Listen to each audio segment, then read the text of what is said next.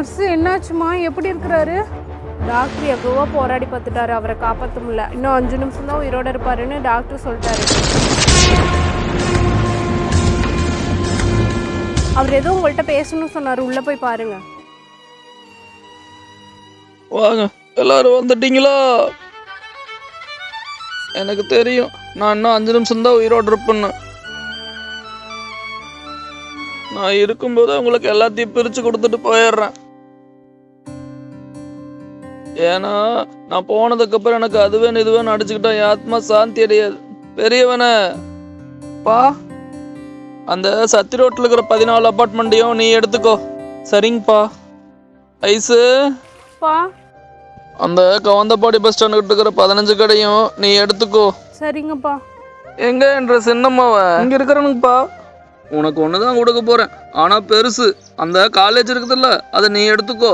அதுல நல்லா வருமானம் கண்ணு, அதுல நல்லா சம்பாரிச்சு அப்பா மாதிரி பெரிய ஆளா வரணும். அதோட்டு போட்டு பசங்களோட சேர்ந்து செலவழிச்சு லைஃப் ஸ்பாயில் பண்ணிக்காத. அதெல்லாம் ஒன்றும் கவலைப்படாதீங்கப்பா, உங்களை மாதிரியே நல்லா பாத்துக்குவேன். சரிப்பா. எங்க அம்மா? சொல்லுங்க. எல்லாத்துக்கும் எல்லாத்தையும் பிரிச்சு கொடுத்துட்டேன். உனக்கு சந்தோஷம் தானே? சந்தோஷம் தாங்க. சரி, அப்புறம் உனக்கு என்ன வேணும்னு என்கிட்ட கேட்கவே இல்லையே. இந்த வயசுக்கு அப்புறம் எனக்கு எதுக்குங்க, பசங்களுக்கு கொடுங்க, அது போதும். பசங்களுக்கு தான் எல்லாத்தையும் கொடுத்தாச்சே. ஏதோ நான் இருக்கிற வரைக்கும் ஒன்று நல்லா பார்த்துக்கிட்டேன். இதுக்கப்புறம் நீ பசங்க எதிர்பார்த்தே நிற்கணுமா? அதான் கடைசியாக கார்மெண்ட்ஸ் ஃபேக்ட்ரி 2 இருக்குதுல்ல, அதை நீ எடுத்துக்கோ. அப்புறம் கடைசியாக ஒன்று, நான் செத்து போயிட்டுனா யாரும் அழுவக்கூடாது. அப்படி அழுதிங்கன்னா என்ற ஆத்மா சாந்தி அடையாது. சரிங்க.